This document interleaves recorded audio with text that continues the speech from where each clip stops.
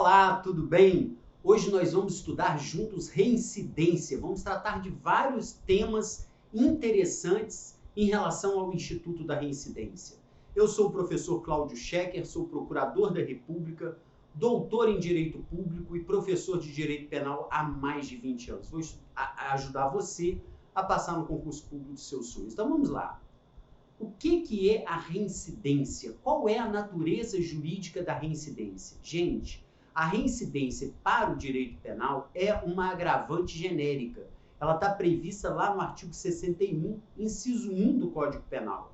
O artigo 61 do Código Penal prevê as circunstâncias agravantes. E logo no inciso 1, no inciso 1º, ele diz que a reincidência é uma circunstância agravante. E o artigo 63 e o artigo 64 do Código Penal vêm definindo o que é a reincidência.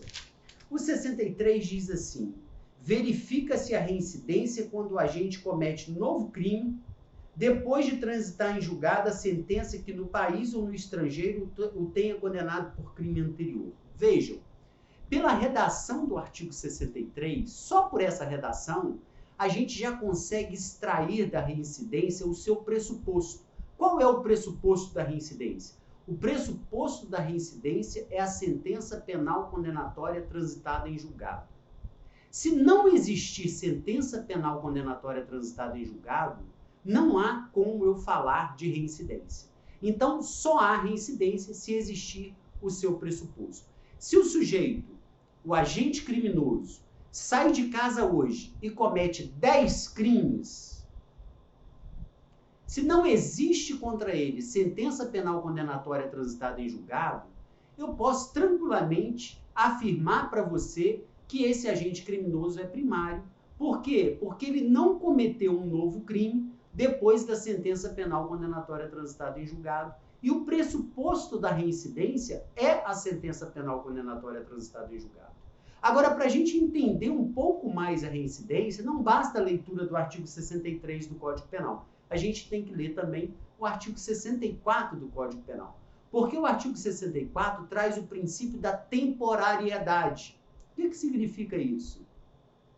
Não é sempre que o agente, quando condenado através de sentença penal condenatória transitada em julgado, e venha cometer um crime posterior, que ele será reincidente. Porque o Código Penal adotou o princípio da temporariedade. Ele fixou um prazo legal e disse o seguinte: olha, se o agente for condenado, sentença penal condenatória transitada em julgado, se ele cumpre a pena e dentro desse prazo legal, depois do cumprimento da pena, ele comete um novo crime, ele é reincidente. Após esse prazo legal, ele não é mais reincidente. Daí se dizer que o 64 adotou o princípio da temporariedade. E qual é esse prazo? Basta ler o artigo 64. Olha o que o artigo 64 do Código Penal diz. Para efeito de reincidência, não prevalece a condenação anterior se entre a data do cumprimento ou extinção da pena e a infração posterior tiver decorrido período de tempo superior a 5 anos, computado o período de prova do sursis ou do livramento condicional. Então, o que o Código Penal diz? O que o Código Penal diz é o seguinte: vamos imaginar que A tenha cometido um crime. Ele cometeu um crime, foi processado, surge a sentença penal condenatória transitada em julgado. A sentença penal condenatória transitada em julgado em definitivo, ela surge quando não se admite mais recurso nem para a acusação, nem para a defesa. Se não há possibilidade de recurso nem para a acusação, nem para a defesa, significa dizer que a sentença penal condenatória transitou em julgado em definitivo. E aí não pode mais ser alterada. Então, houve a sentença penal condenatória transitada em julgado e o agente, então, começou a cumprir pena. Vamos imaginar que ele começou a cumprir pena aqui, cumpriu a sua pena, nesse intervalo aqui, e depois ele foi solto. O que o Código Penal está dizendo é o seguinte: depois do cumprimento da pena, nós temos que levar em consideração 5 anos. Se o agente comete outro crime nesse intervalo de 5 anos, ele é reincidente.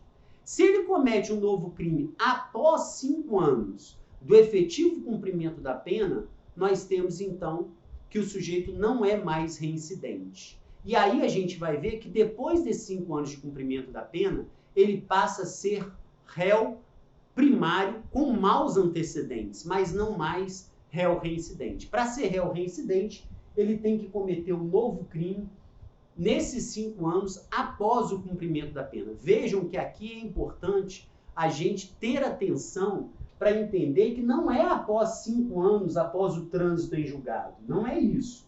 Existe a sentença penal condenatória transitada em julgado, o agente começa a cumprir pena, cumpre a sua pena e depois ele é solto.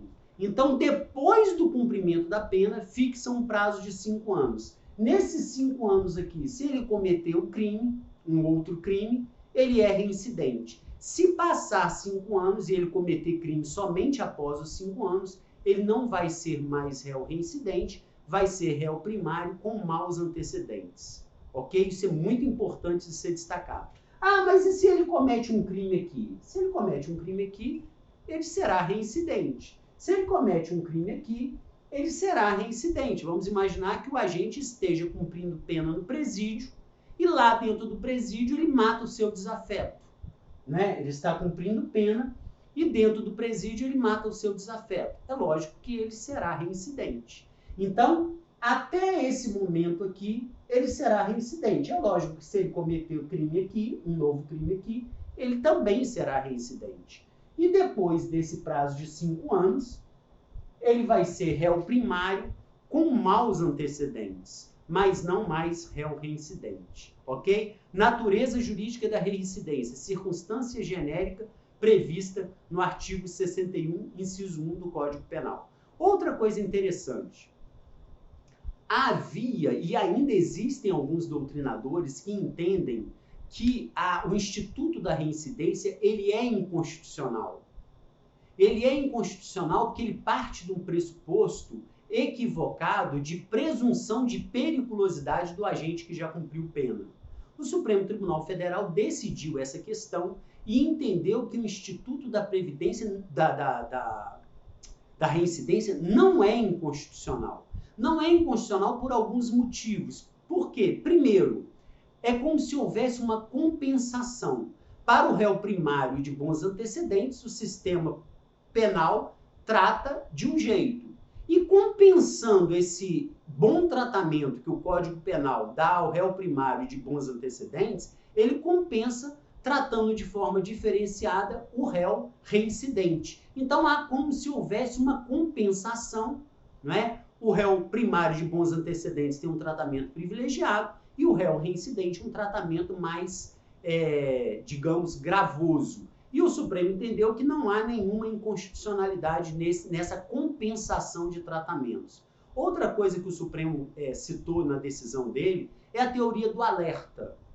Se o sujeito comete um crime, é condenado, sentença penal condenatória transitada em julgado, e ele já cumpriu pena, deve haver para ele um alerta aí do sistema de que ele não deve mais cometer crime, de que o crime não compensa. E se ele fere essa teoria do alerta, se ele fere esse alerta dado pelo sistema penal e processual penal, sim, pode haver uma situação mais gravosa para esse agente e isso não é inconstitucional.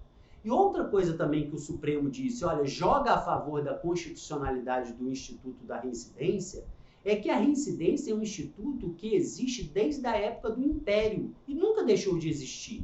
Então o Supremo, com base nessas 3 balizas, considerou que a reincidência é um instituto constitucional.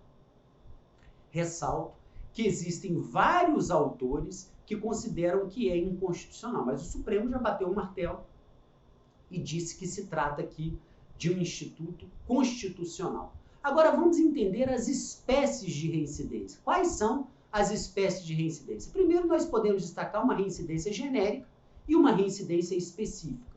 Reincidência genérica, quando os crimes praticados pelo agente, por exemplo, ele comete um crime de roubo e depois ele comete um crime diferente, de homicídio.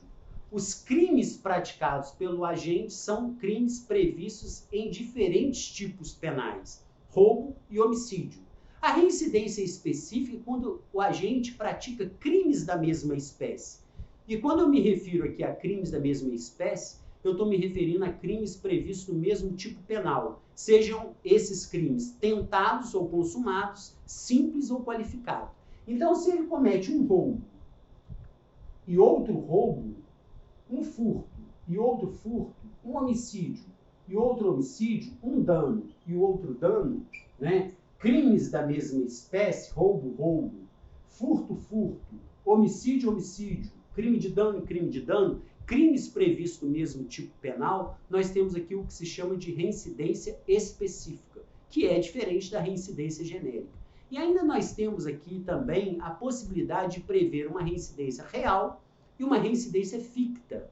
O Guilherme de Souza Nutti traz essa diferença que eu acho bem interessante. O que é a reincidência real e a reincidência ficta? A reincidência real, ela ocorre quando o agente tem contra si sentença penal condenatória transitada em julgado, cumpre a pena e depois comete um novo crime.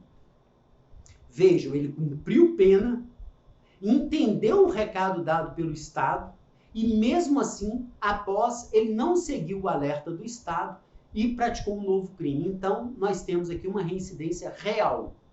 Agora, o Guilherme de Souza Nutti entende que há uma reincidência ficta quando existe a sentença penal condenatória transitada em julgado e o agente, antes de cumprir a pena, ele vai lá e comete um novo crime.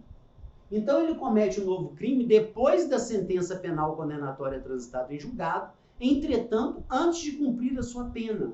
E aí nós teríamos uma reincidência ficta, porque ele não passou por todo aquele processo pedagógico da prisão. Então, essa reincidência existe, mas é uma reincidência ficta e não uma reincidência real. Ok? Então, temos a reincidência genérica e específica, a reincidência real e a reincidência ficta. Agora, como é que se prova a reincidência? Aqui também havia uma discussão muito grande entre os doutrinadores. Né? O Augusto de Souza Smith, por exemplo, ele entendia que a reincidência ela não podia ser provada por folha de antecedentes criminais. Precisava da certidão cartorária. Tinha que existir uma certidão cartorária demonstrando que aquele réu já foi condenado anteriormente, já houve sentença penal condenatória transitada em julgado contra ele e não havia 5 anos após o cumprimento efetivo da sua pena. Entretanto, nós temos agora uma súmula, que é a súmula 636 do STJ, que entende que para provar a reincidência e os maus antecedentes, basta a folha de antecedentes criminais. Então, hoje, segundo a súmula 636 do STJ, basta a folha de antecedentes criminais, a chamada FAC, para provar a reincidência e também os maus antecedentes, não havendo necessidade de certidão cartorária. Outra coisa importante a ser observada, existe diferença entre reincidência e maus antecedentes. Né? Se o sujeito comete um crime até 5 anos depois do cumprimento da sua pena, ele é reincidente. Depois dos 5 anos, ele passa a ser réu primário e com maus antecedentes. Houve uma discussão jurisprudencial muito grande se esse intervalo aqui de 5 anos se aplicava somente à reincidência, porque está previsto em lei, ou se aplicava também aos maus antecedentes. Havia quem sustentava, e inclusive existia decisão no Supremo a respeito disso, dizendo que o seguinte, após 5 anos, o réu volta a ser primário e também volta a ser réu com bons antecedentes. Mas em 2020, né, nós temos uma decisão do Supremo que, o acórdão do Supremo foi publicado em 23/11/2020 e firmou aqui o tema 150, dizendo o seguinte: o tribunal, por maioria, apreciando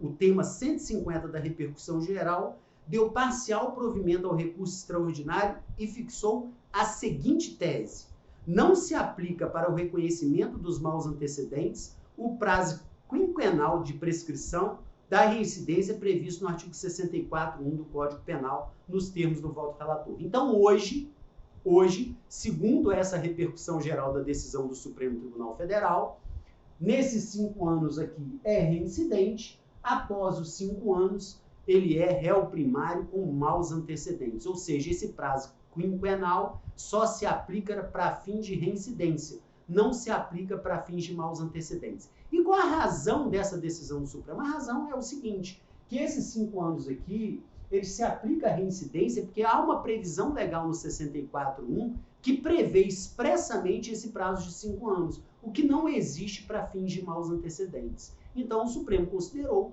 que esse prazo quinquenal ele só é aplicado à reincidência, não é aplicado para fins de maus antecedentes. Isso é importantíssimo. Uma outra coisa que eu queria tratar com vocês é o seguinte: o artigo 63 e o artigo 64 do Código Penal, ele deve ser lido junto com o artigo 7º da Lei de Contravenção Penal. Porque a partir da leitura do 63 e a partir da leitura do artigo 7º da Lei de Contravenções Penais, esses dois artigos que devem ser lidos em conjunto, nós podemos entender da leitura desses dispositivos, né? Artigo 63 do Código Penal, combinado com o 7º da Lei de Contravenções Penais, nós podemos entender que se existe um crime e depois um crime, há a reincidência. Então, isso aqui é igual à reincidência. Se existe um crime e uma contravenção, isso aqui gera reincidência. Se existe uma contravenção mais uma contravenção, isso aqui também gera uma reincidência. Então, todas essas 3 situações, o sujeito foi condenado por um crime, sentença penal condenatória transitada em julgado, e naquele prazo quinquenal ele pratica um novo crime, ele é reincidente. O sujeito é condenado por um crime, sentença penal condenatória transitada em julgado, cumpre a pena. Se ele comete um crime dentro do prazo quinquenal, se ele pratica uma contravenção, ele é reincidente. Se ele pratica uma contravenção, tem sentença penal condenatória transitada em julgado, cumpre a pena e pratica uma nova contravenção dentro daquele prazo de 5 anos, ele também é reincidente. Mas por uma falha do Código Penal e da Lei de Contravenções Penais, se o agente pratica uma contravenção e depois pratica um crime, então pratica uma contravenção, tem sentença penal condenatória transitada em julgado, e naquele prazo de 5 anos, se ele comete um crime, ele não é reincidente, tá? Isso é uma falha da nossa legislação. Vejam que aqui uma situação menos grave gera reincidência e aqui uma situação mais grave não gera uma reincidência.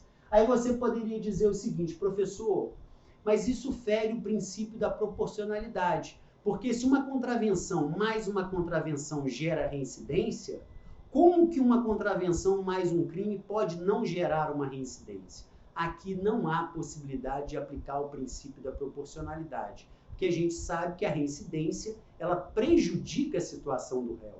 E o Código Penal não faz, nem o Código Penal, nem a Lei de Contravenções Penais, não faz previsão dessa hipótese aqui como capaz de configurar a reincidência. E se o Código Penal não faz, significa dizer que houve aqui uma lacuna. E essa lacuna, ela não pode ser resolvida, ela não pode ser suprida pela analogia, porque a reincidência é um instituto que prejudica o condenado. E se você aplicasse a analogia aqui, seria uma analogia in malam partem.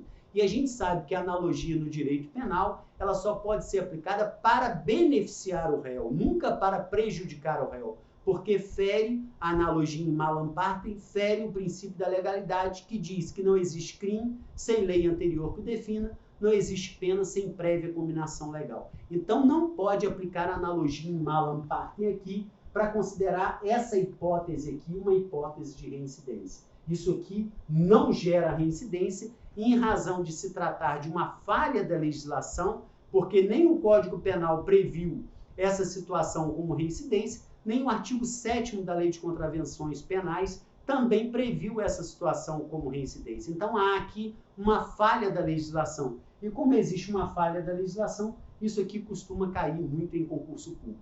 Agora, para a gente fechar nosso estudo de hoje, nós temos que considerar também que, para efeitos de reincidência, não são considerados crimes militares próprios e os crimes políticos.